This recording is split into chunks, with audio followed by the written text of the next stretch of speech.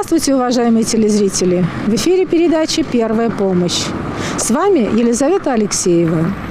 Сегодня в нашей передаче мы будем говорить об оказании первой помощи детям, пострадавшим на пожаре, а именно об отравлениях угарным газом и ожогах пламенем.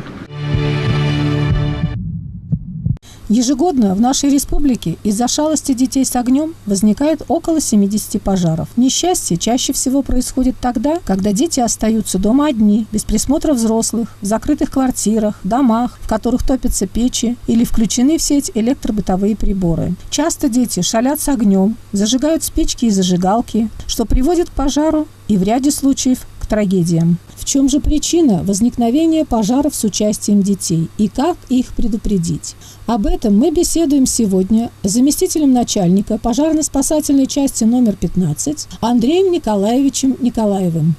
Здравствуйте, Андрей Николаевич. Здравствуйте. Скажите, пожалуйста, часто ли происходят пожары в нашем городе и в районе?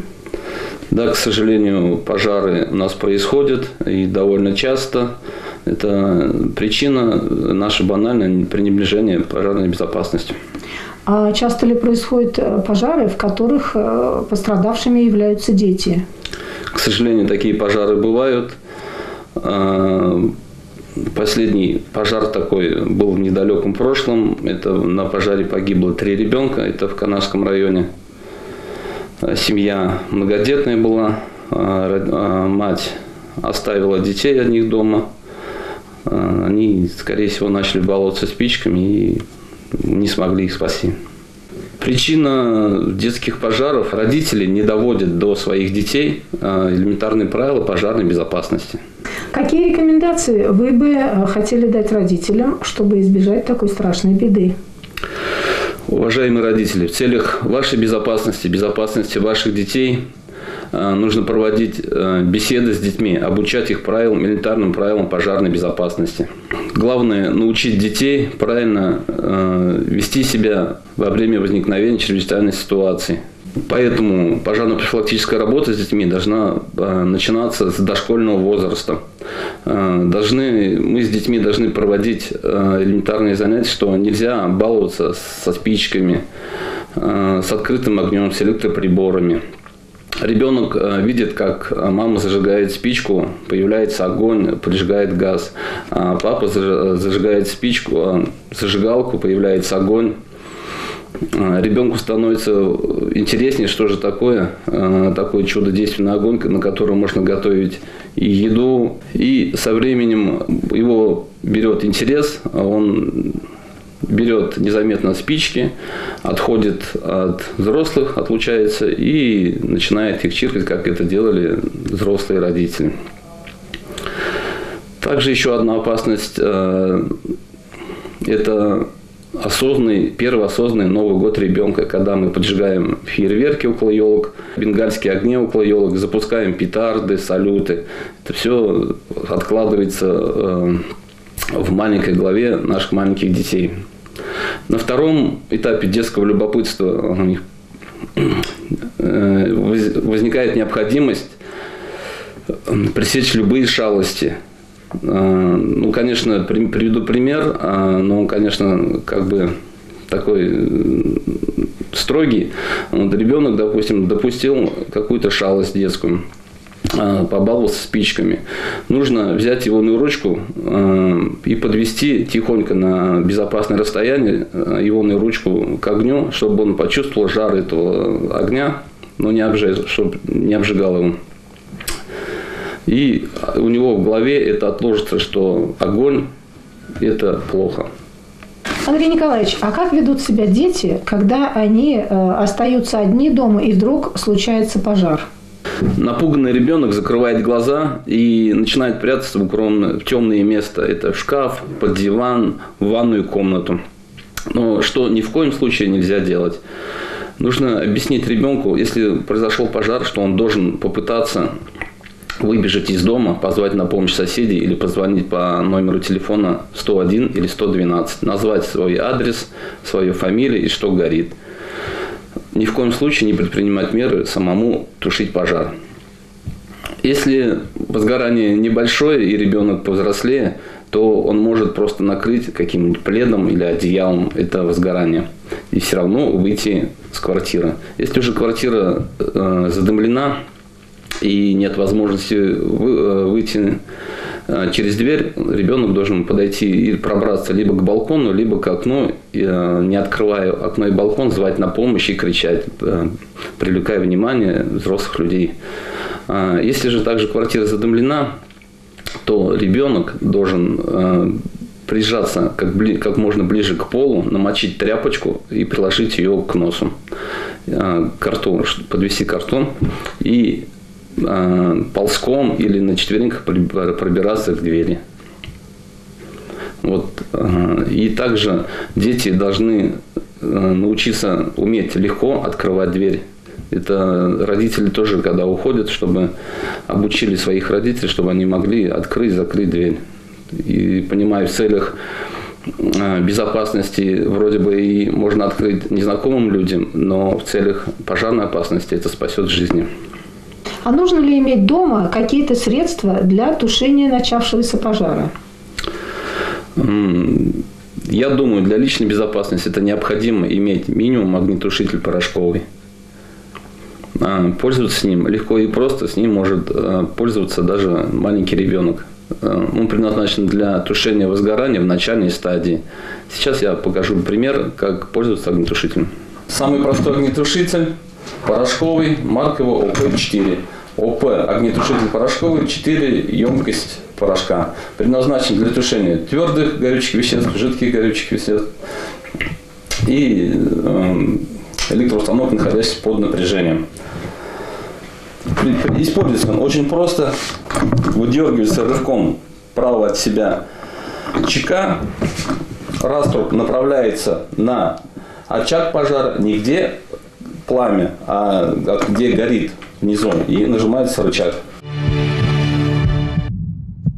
Для того, чтобы узнать, какую помощь могут оказать наши горожане, пострадавшим на пожаре детям, мы провели опрос. Какую первую помощь вы окажете ребенку при отравлении угарным газом? Вызовы скорой помощи. Скорая помощь по телефону, да, по 03. Ну и, наверное, через мокрую тряпку дышать, как на школе всех учили. И на воздух его сразу. На свежий воздух. Это в любом случае. Влажную тряпочку на дыхательные пути. На свежий воздух вынести в первую очередь. Потом. И в больницу обратиться. Ну, я в первую очередь ребенка на воздух вынесу. Там положу на бок. Если вообще дышать не будет, сделаю, скорее всего, искусственное дыхание. Скорую сразу вызывать буду. Закрою рот мокрой тряпкой.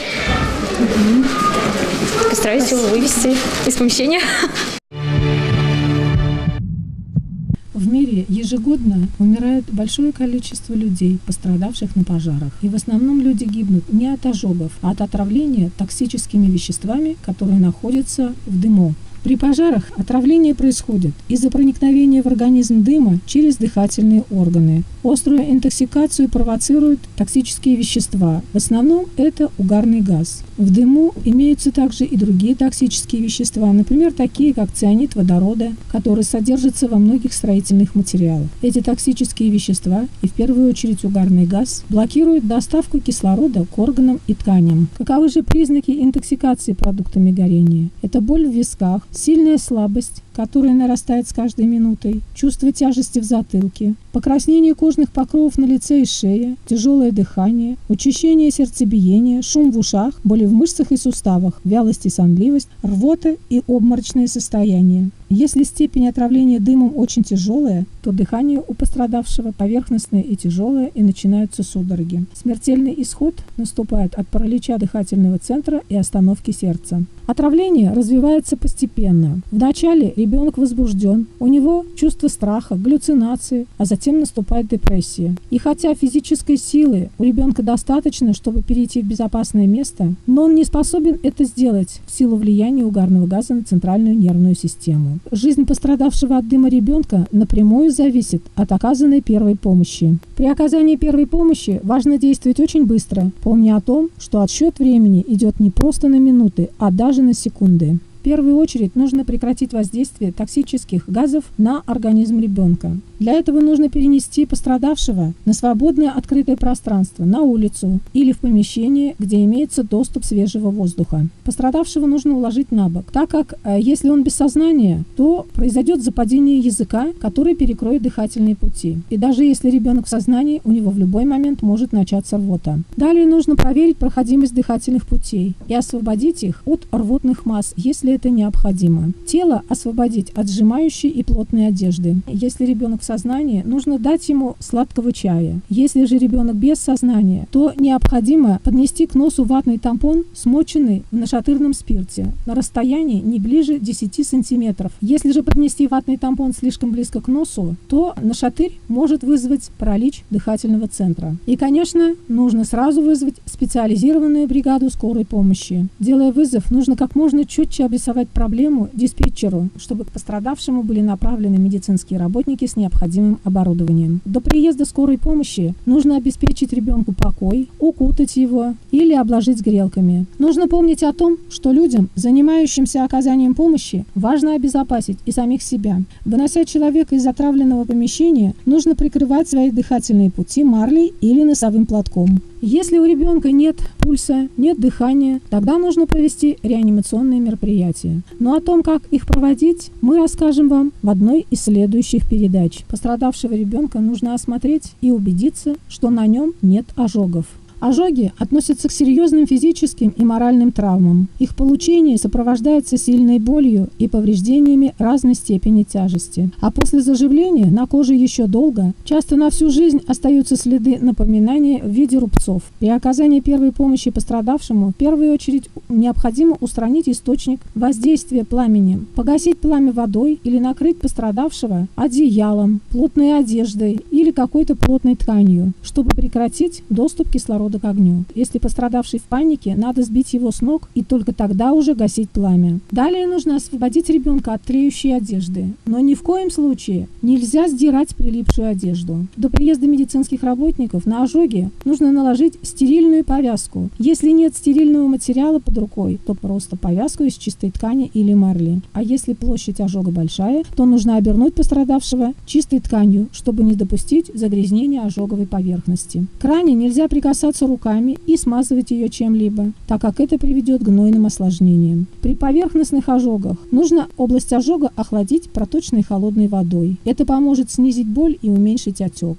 Но нельзя прикладывать лед или другие холодные предметы, потому что может появиться некроз тканей. Если пострадавший в сознании, дать ему обильное питье, обезболивающий препарат и далее как можно быстрее доставить в лечебное учреждение. И дальнейшее оказание помощи пострадавшему на пожаре ребенку предоставить профессионалам. Гибель детей на пожарах – это чрезвычайное происшествие. Это удар по совести взрослых. Дети – это наше будущее, наше бесценное достояние. Удержать ребенка от шалости с огнем, не оставлять малолетних одних – это долг взрослых, долг родителей. Просто уговаривать ребенка не играть со спичками, с огнем очень мало. Необходимо постоянно и убедительно воздействовать на его ум. Уважаемые родители, напоминаем вам, опасно оставлять малолетних детей без присмотра, поручать им разжигать костры, включать газовые плиты и электроприборы, присматривать за топящимися печами. Храните спички в недоступных для детей местах. Наша передача подошла к концу. До свидания. Берегите себя и своих близких.